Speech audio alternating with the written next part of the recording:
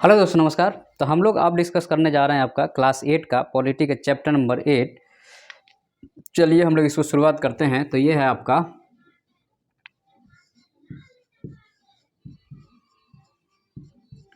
Class 8 हो गया, ठीक है।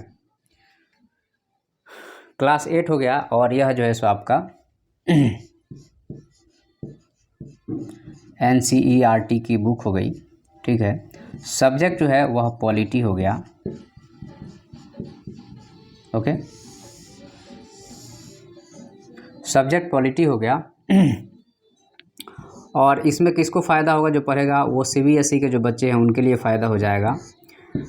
बिहार बोर्ड हो गया या जो है सो यूपी बोर्ड हो गया या MP बोर्ड हो गया या कोई भी बोर्ड हो गया, जो स्टेट बोर्ड्स हैं वो बच्चे कंसेप्ट के लिए देख सकते हैं। उसके अलावा जो UPSC की तैयारी कर रहे हैं बच्चे या स्टेट PSC की कर रहे हैं या आपको कहा जाए तो SSC की कर रहे हैं या आप NDA की तैयारी करते हैं या CDS की तैयारी कर रहे हैं या SSB की तैयारी कर रहे हैं, कोई भी गवर्नमेंट एग्ज़ाम की तैयारी कर रहे हैं, कंसेप्ट समझने के लिए आप हमारे इस चैनल को ज़रूर सब्सक्राइब कर लीजिए और देखते रहिए।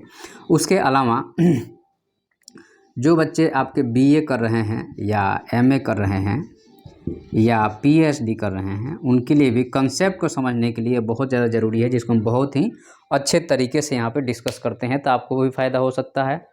उसके अलावा यहाँ पे यह जो चैप्टर नंबर है, यह जो है सो आपका चैप्टर नंबर 8 है और चैप्टर का नाम है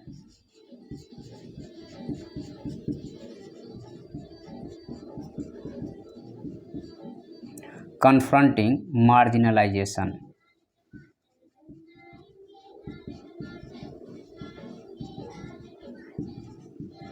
ओके।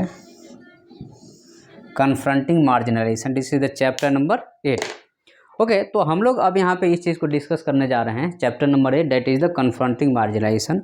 देखिए, जितने भी हमारे बच्चे हैं जो हमारे इस लेक्चर को देख रहे हैं, अगर आपको हमारा यह लेक्चर सीरीज पसंद आता है तो आप ज़रूर इसको शेयर कीजिए, सब्सक्राइब ज़रूर कीजिए, क्योंकि एक टीचर जो आज के डेट में सोशल मीडिया प्लेटफॉर्म पे अगर आपको कुछ समझाने की कोशिश कर रहा है, बताने की कोशिश कर रहा है, तो एक तो उसके अंदर काबिलियत है।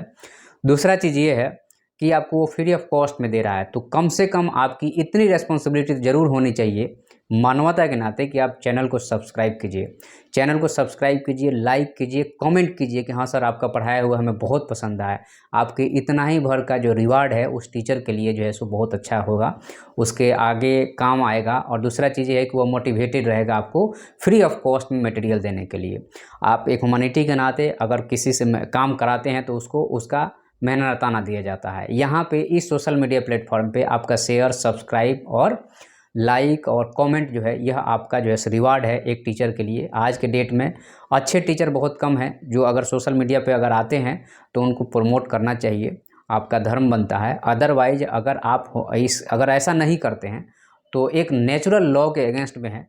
और दूसरा चीज़ है कि आप ह्यूमन सोसाइटी से बिलोंग शायद नहीं करते होंगे, क्योंकि अगर कोई इतना मेहनत करता है और उसके बाद में फ्री ऑफ कॉस्ट में अगर आपको कोई एजुकेशन प्रोवाइड करता है और अगर आप उसका बेनिफिट ले रहे हैं और सब्सक्राइब नहीं करते हैं, तो you are going against the humanity, against the law of nature और अगेंस्ट द गॉड, ओके।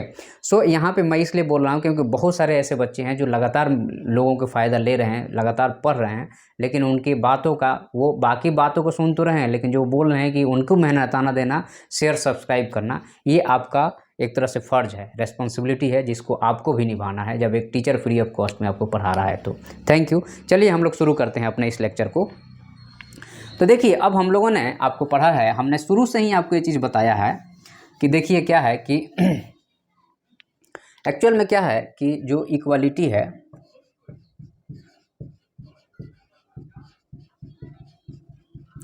अगर कोई इक्वालिटी की बात कर रहा है, इसका मतलब जो है सो वह आपको जो है सो जस्टिस की बात कर रहा है,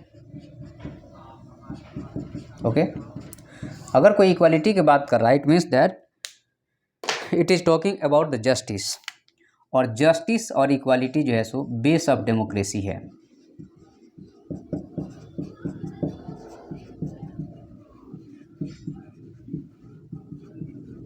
justice and equality is the base of democracy. ठीक है। तो अब यहाँ पे क्या है कि मार्जिनलाइजेशन है जो हम लोगों ने अभी पढ़ा अगले चैप्टर में।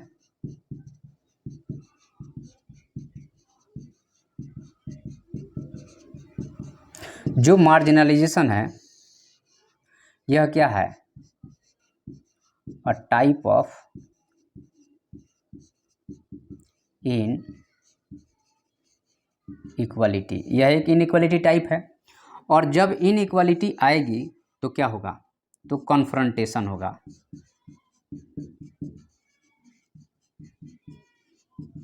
मतलब उसका विरोध होगा ना जी। और जब कॉन्फ्रंटेशन होगा तो इसका आउटपुट जो होगा वह क्या होगा, इसका आउटपुट जो है सो आपका इक्वालिटी होगा। और फिर जो है सो उसको जस्टिस मिलेगा और फिर जो है so base of democracy establish हो जाएगा। देखिए ये जो है सो एक तरह से कहा जाए तो पॉलिटिकल साइंस एक मैथ है, एक गणित है। अगर उस तरह से पढ़ाने वाला आपके पास टीचर हो तब, और नहीं तो यह जो है सो आपको रट्टाफिकेशन ही लगेगा 100%। और ऐसा रट्टाफिकेशन कि आप पगला जाओगे लेकिन आप कुछ कर नहीं पाओगे। देखो आप तो मार्जिनलाइजेशन ए टाइप इनइक्वालिटी हो गया। जब कहीं आपके मतलब राइट को दबाया जाता है, कोई डांटता है फटकारता है तो आप रिएक्ट करते हो, सोसाइटी भी रिएक्ट करती है, सोसाइटी भी खड़ी हो जाती है कि नहीं भाई ऐसा नहीं हो सकता है। जैसे किसान आंदोलन खड़ा हो गया, SC ST का आंदोलन हो गया, मुस्लिमों का आंदोलन हो गया, ट्राइबल्स का आंदोलन हो गया, नक्सलवादी हो गया। तो इस टाइप से जो है सो लोग खड़े हो जाते हैं कि हम ऐसा नहीं होने देंगे क्योंकि हमारी बेसिक नेचुरल राइट के खिलाफ है। और equality is a natural right, we can say that equality it is a natural right, this is called as the natural right. और नेचुरल राइट अगर हम कहते हैं this is given by God, और अगर कहा जाता है कि this is given by God, तो तुम कौन होते हो हमारे इस राइट को छीनने वाले, who are you to snatching my rights, because this right was given by God and God is almighty for all. Okay, so यहाँ पे कोई अपने हित के रक्षा के लिए अगर आपके राइट को छीनता है तो आप खड़े हो जाइए कि नहीं मैं ये चीज़ें नहीं होने दूंगा क्योंकि हमारी this is the my basic right. Okay, so हम लोगों ने यहाँ पे देखा क्या कि इक्वालिटी है, जस्टिस है, और यही जो है सो डेमोक्रेसी का आधार है।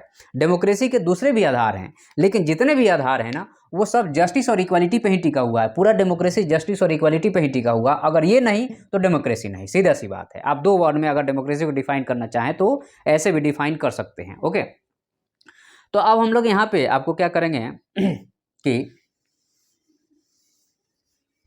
हम लोगों ने मार्जिनलाइजेशन का कॉज तो हम लोगों ने डिस्कस किया है, आदिवासी का, ट्राइबल का, ओमेन का और मुस्लिम का और बाकी दूसरे कम्युनिटी का। ओके, तो हम लोग यहाँ पे देखने जा रहे हैं अब इसका इंट्रोडक्शन क्या कहता है।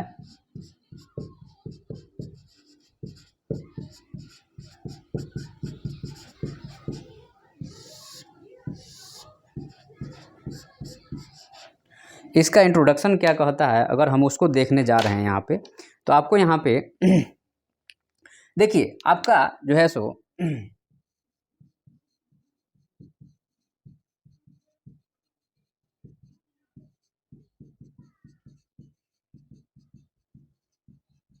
इकोनॉमिक सिचुएशन अगर कहा जाए कि इकोनॉमिक सिचुएशन जो है सो आपका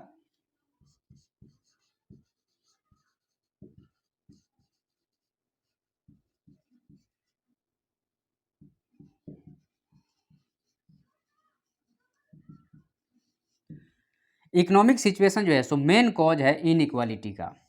कैसे मैं बता रहा हूँ, इकोनॉमिक अगर सिचुएशन अच्छा नहीं है, अगर यह बैड है तो आप हो जाएंगे पुअर। पुअर हो गए मतलब आप हो गए पावर के बिना, पावरलेस हो गए। और जब आप पावर लेस होंगे तो आपको क्या करेगा, कोई भी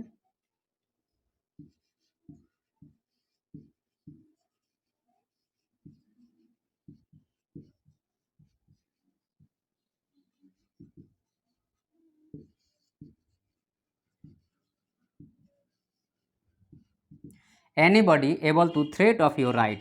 अगर आपके पास पावर नहीं है तो कोई भी आदमी आपके राइट को थ्रेट पहुंचा सकता है। ठीक है, तो यहाँ पे मेन कॉज क्या है, आपका इकोनॉमिक सिचुएशन है। इकोनॉमिक सिचुएशन नहीं है तो आप हो गए गरीब, और गरीब हो गए तो अब यहाँ पे जो है सो कोई बॉडी आपका जो है सो, और यह जो है सो एक तरह से कहा जाए तो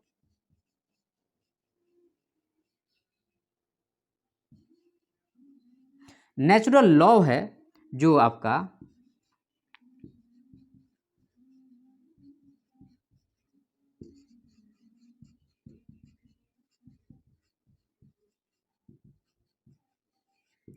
नेचुरल लॉ है no able to survive the society, लेकिन हम लोग जो है सो सोसाइटी में रहते हैं, हम लोग क्या है सोशल एनिमल हैं। तो यहाँ पे नेचुरल लॉ के अगेंस्ट में मानव ने अपने लिए एक लॉ बनाया है जिसको कहा जाता है कि ह्यूमन लॉ, और या कह लीजिए कि ह्यूमन राइट।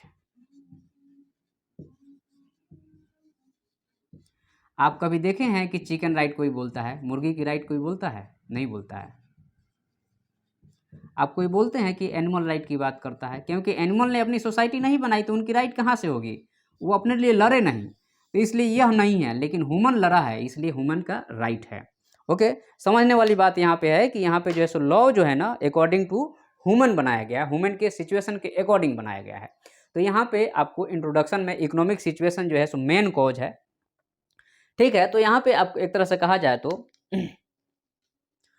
अब यहाँ पे इकोनॉमिक सिचुएशन को अटेंड करने के लिए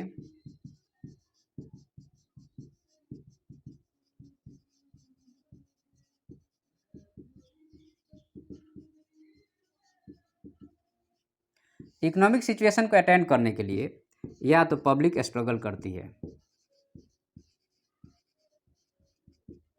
या फिर जो है सो गवर्नमेंट स्कीम चला के उनको एम्पावर करने की कोशिश करती है, और सोसाइटी भी मदद करने की कोशिश करती है ताकि उनको जो है सो एम्पावर किया जा सके, ठीक है। उसके अलावा जो है सो नेक्स्ट इसमें है आपका कि एजुकेशन हो गया, हेल्थ हो गया, उसके बाद में वर्किंग राइट हो गया, ये सब चीज़ दे करके, और ये सब तब मिलता है जब आप लड़ते हैं, अगर आप लड़ेंगे नहीं तो ये सब चीज़ें आपको मिलेगा नहीं, ठीक है। तो मार्जिनलाइजेशन का मेन कॉज क्या है, तो मार्जिनेशन का मेन कॉज जो है सो आपका इकोनॉमिक सिचुएशन है। इसमें एक चीज़ और हम जोड़ना चाहेंगे कि जो इकोनॉमिक बैड इकोनॉमिक सिचुएशन की अगर हम बात करते हैं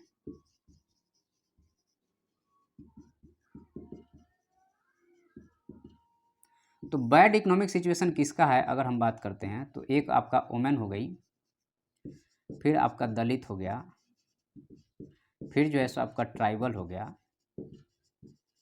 और फिर जो है सो आपका यहाँ पे मुस्लिम हो गया। और ये सब लोग, ये तो खैर मेजोरिटी में है, लेकिन यह जो है सो सोसाइटी से बंधी हैं। सोसाइटी से बंधे होने के कारण जो है सो यहाँ पे नो डिमांड देयर राइट,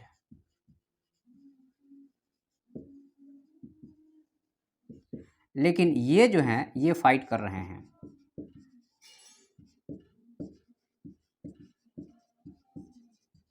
और जब फाइट कर रहे हैं तो इनको अपनी राइट भी मिल रही है। तो ये जो है सो एक तरह से कहा जाए तो इम्पोर्टेंट पॉइंट हो गया। चलिए आगे बढ़ते हैं हम लोग।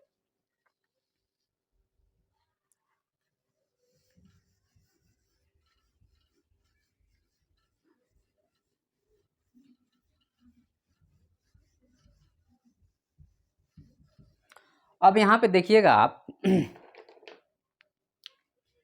जब आप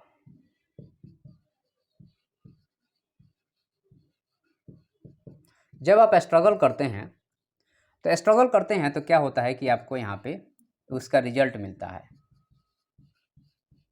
रिजल्ट मिलेगा, और रिजल्ट जो होगा वह आपके राइट के रूप में होगा, आपके अधिकार के रूप में होगा।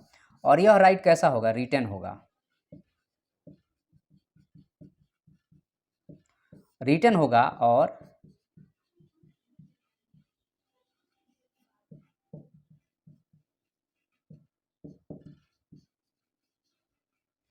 कोई व्यक्ति अब इसको वायलेट नहीं करेगा क्योंकि यह रिटन रिजल्ट है। तो यहाँ पे जो है सो कोई व्यक्ति अब इसको वायलेट नहीं करेगा, अगर वायलेट करेगा तो उसको सज़ा मिलेगी, ठीक है। तो यहाँ पे गवर्नमेंट जो है सो स्ट्रगल होता है, रिजल्ट होता है, ये राइट है। तो यहाँ पे जो है सो आपको रिजल्ट में एक तो ये हो गया, उसके बाद में फिर जो है सो गवर्नमेंट यहाँ पे स्कीम चलाती है।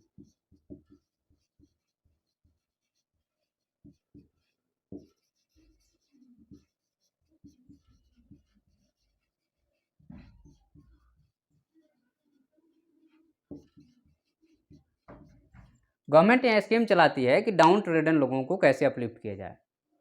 नेक्स्ट पॉइंट इसमें है कि आपका इन्वोकिंग फंडामेंटल राइट।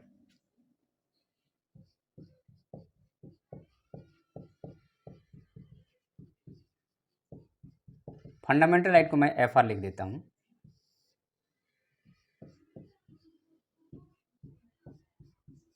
अब देखिए, इन्वोकिंग का मतलब होता है तोड़ना, ब्रेक करना, ठीक है। तो यहाँ पे आपको ये पहले से होगा तब ना टूटेगा। जब फंडामेंटल राइट पहले से होगा ही नहीं तो क्या टूटेगा। इसका मतलब ये है कि जो फंडामेंटल राइट है रिटन इन COI, हम बताए हैं आपको कॉन्स्टिट्यूशन ऑफ इंडिया में, और यह जो है सो आपको आर्टिकल, अंडर आर्टिकल यूए लिखता हूँ, मतलब अंडर आर्टिकल 14 से लेकर के, और आपको एक तो आपको हो गया 32 तक नहीं कह सकते हैं, 14 से लेकर 30 तक हो गया, और फिर 32 हो गया, ठीक है। तो यहाँ पे जो है सो आपको ये रिटन है, कहाँ पे है तो कॉन्स्टिट्यूशन ऑफ इंडिया में इसको राइट किया गया है, बाकायदा जो है सो रिटन किया गया है, ठीक है। तो ये जो है सो रिटन है। अब इसको कोई तोड़ता है तो फिर उस पर जो है सो कानून बनता है उसको रोकने के लिए, ठीक है।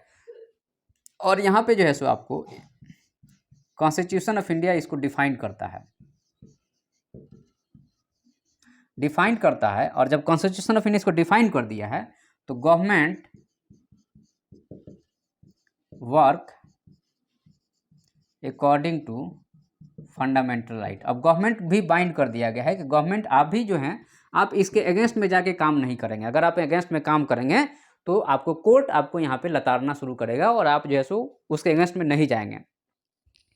उसके बाद में यहाँ पे कहा गया है कि फंडामेंटल राइट जो है सो एक तरह से कहा जाए तो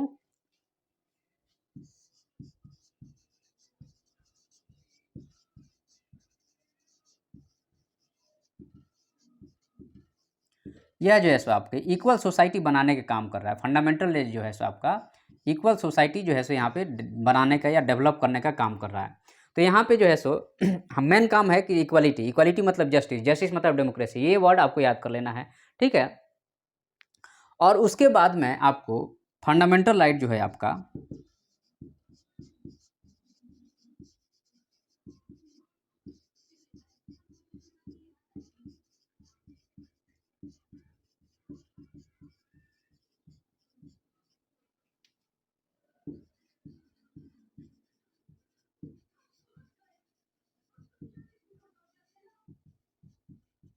देखिए, फंडामेंटल राइट जो है आपका यहाँ पे इन्फोर्स कर रहा है, सरकार को, गवर्नमेंट को इन्फोर्स कर रहा है ताकि आप पब्लिक को प्रोटेक्ट करो जो कि मार्जिनलाइज हैं।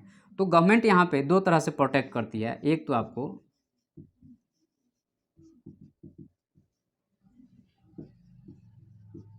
और दूसरा जो है सो स्कीम के द्वारा,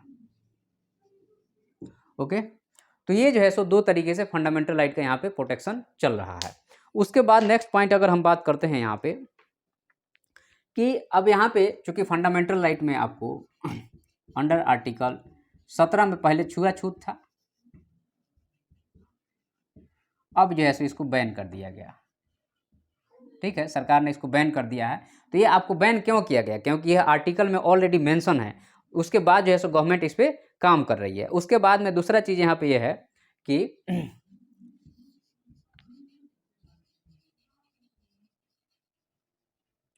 एजुकेशन राइट हो गया, उसके बाद में रिलीजियस राइट हो गया,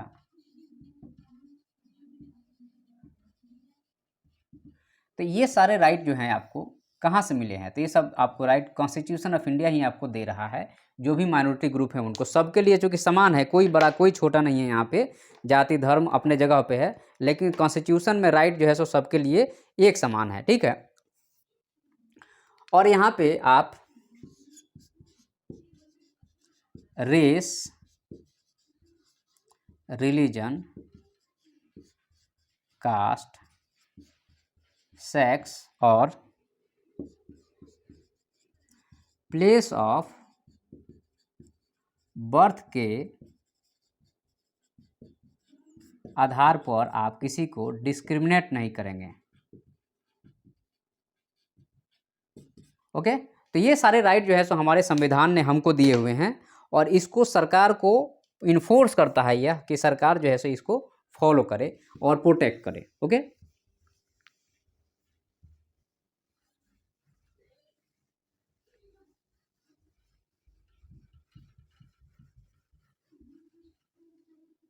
अब यहाँ पे एक डायग्राम हम आपको बता रहे हैं, बहुत इंटरेस्टिंग डायग्राम होगा।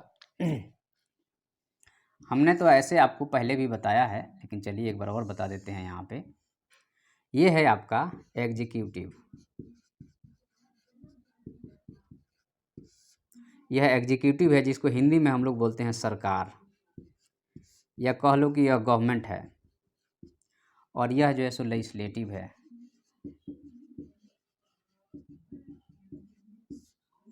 या जो है सो विधायिका जिसको बोलते हैं। और यह जुडिशरी है,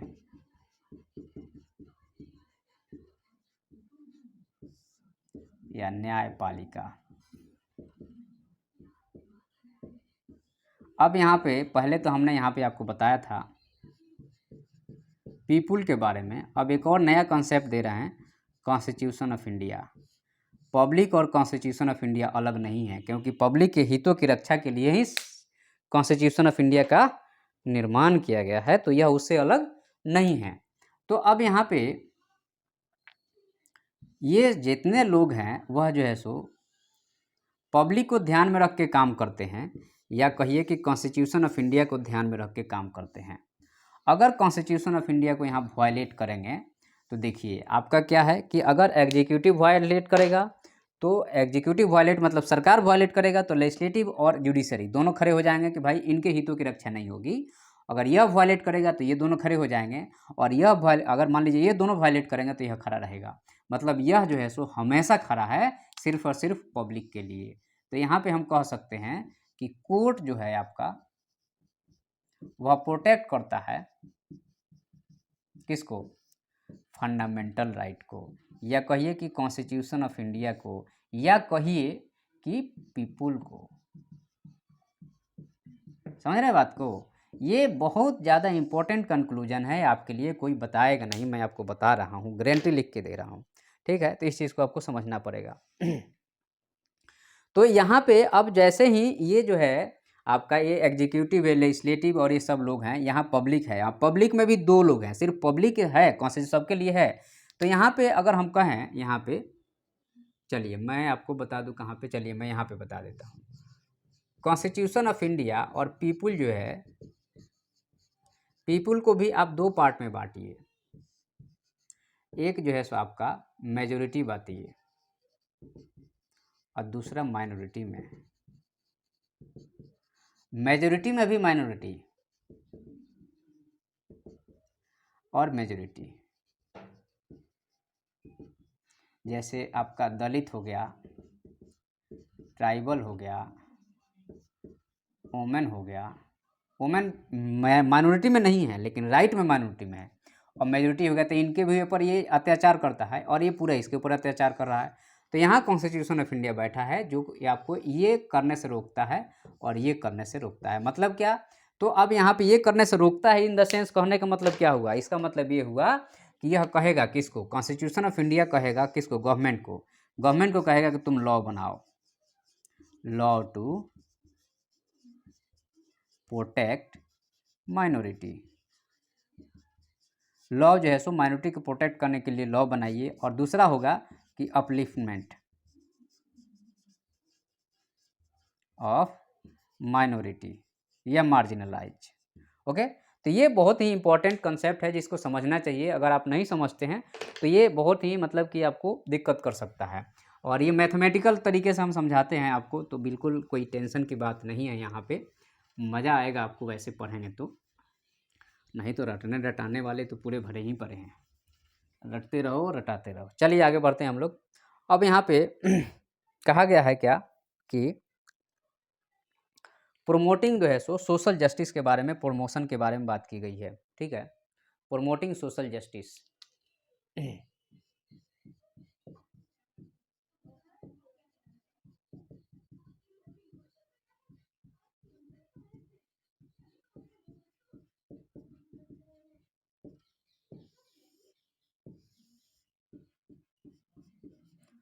अब भाई एक की बात बताओ, यहाँ पे आप पढ़े लिखे हो कि भाई सोशल जस्टिस को प्रमोट करने की ज़रूरत ही क्या है? हमने आपको बताया जस्टिस का मतलब इक्वालिटी, मतलब क्या है कि जब यह नहीं होगा या कम होगा तभी तो इसको सरकार बोल रही है या प्रमोशन की बात कर रही है किताब कि कहीं ना कहीं दिक्कत तो है। तो प्रमोशन की बात कहने का मतलब यहाँ पे ये हुआ कि जहाँ पे ऐसी बात आ रही है इसका मतलब ये है कि स्टेट और सेंट्रल गवर्नमेंट जो है सो यहाँ पे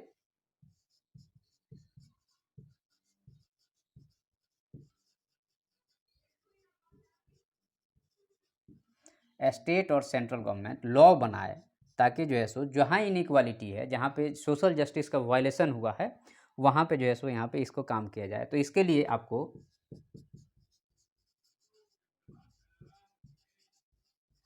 Eklavya model residential school,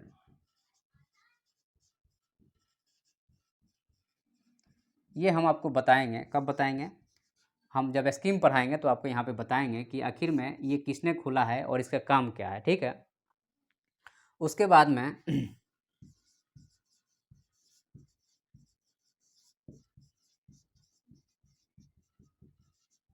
easy way to provide the education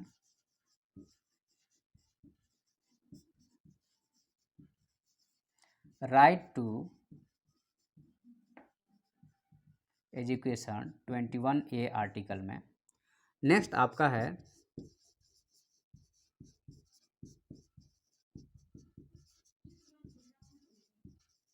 easy to provide economic right, तो इसमें आपका नई मंजिल स्कीम हो गया।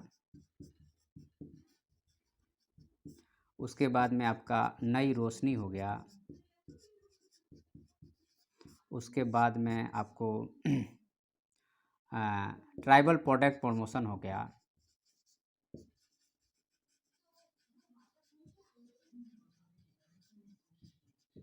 ओके, तो ये सारे जो चीज़ें हैं यह आपको ट्राइबल को प्रमोशन के लिए है, और अगर ऐसा होता है तो सोशल जस्टिस आएगा, और सोशल जस्टिस आएगा तो फिर क्या होगा, लोग जो है सो इक्वालिटी तरीके से रह पाएंगे। नेक्स्ट आपका है प्रोटेक्टिंग राइट ऑफ द दलित और आदिवासी के लिए। तो यहाँ पे देखिए प्रोटेक्टिंग राइट के कॉज को हमें देखना पड़ेगा इसमें, ठीक है, कि what is the basic cause to hamper the rights of the Dalit and Adivasi.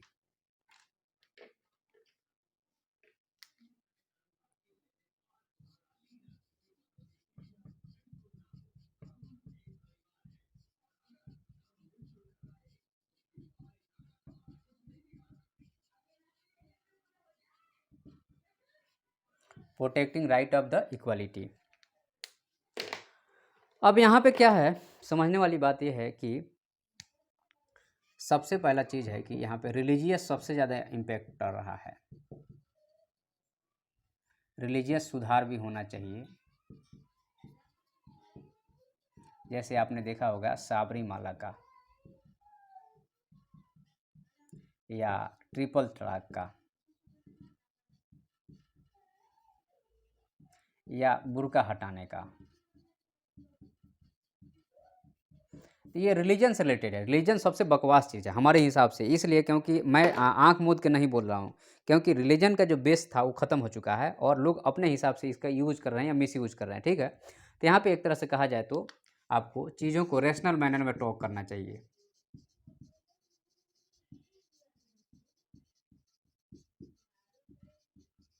Rational manner में चीज़ों को लेकर के थिंक करना चाहिए, तब जाके आपको सही आउटपुट आएगा।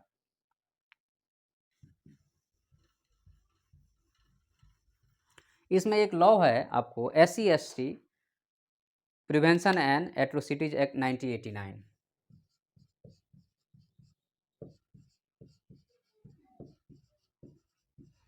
SC/ST प्रिवेंशन एंड एट्रोसिटी को हमने P/A लिख दिया है 1989। यह लॉ जो है सो गवर्नमेंट ने बनाया। क्यों बनाया? क्योंकि यहाँ पे आपको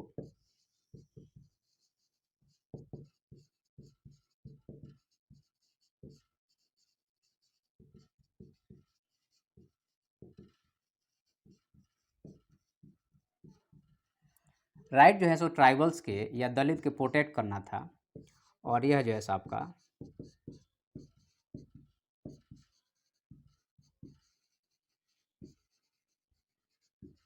कॉन्स्टिट्यूशन ऑफ इंडिया के हिसाब से इस लॉ को फॉर्म किया गया। और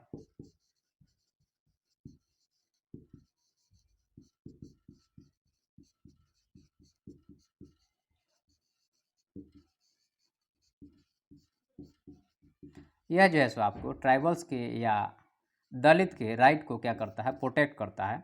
ठीक है, तो यहाँ पे जो है सो ये सारे चीज़ किया गया है और इनको जो है सो गलत काम करने से बचाना और साथ में इनको जो है सो रिहैबिलिटेशन करना, बाकी सारी चीज़ें भी इसमें आ जाती है। ठीक है, उसके बाद में ये सारी चीज़ें जो है आपको हमने जितना सारा चीज़ अभी बताया है, तो यह सब चीज़ जो है एक तरह से कहा जाए तो दलित के और बाकी जो माइनॉरिटी हैं वो अपने अधिकार के लिए लड़ते हैं। जब अपने अधिकार के लिए आवाज़ उठाते हैं, लड़ते हैं, एक्चुअल में यह मूवमेंट जब हम लोग 12 क्लास में पढ़ेंगे तो पैंथर मूवमेंट और बाकी सारी चीज़ें देखेंगे, क्योंकि ये चीज़ें अभी बहुत बेस लेवल पे है। अभी जैसे-जैसे ऊपर जाएगा इसका दायरा भी बढ़ेगा, नए-नए कॉन्सेप्ट आएँगे, नई-नई थ्योरी आएगी जिसको हम लोग समझेंगे। तो एक्चुअल में ये सब चीज़ें तब हो रही है जब पब्लिक डिमांड कर रहा है। हालाँकि गवर्नमेंट को खुद से करना चाहिए, गवर्नमेंट को खुद से सर्वे करना चाहिए, लेकिन गवर्नमेंट जहाँ फेल होती है, पब्लिक अपने राइट की डिमांड शुरू कर देता है। जब अपने राइट की डिमांड शुरू करेगा तो गवर्नमेंट को मानना पड़ेगा और गवर्नमेंट को करना पड़ेगा या रूल जो है सो बनाना पड़ेगा। ठीक है, तो इस चैप्टर में जो है सो मूलभूत जो चीज़ें थी वो यही था, जिसको हमने बहुत अच्छे तरीके से हमारे अपने समझ है कि मैंने समझाया है। जय हिंद, जय भारत।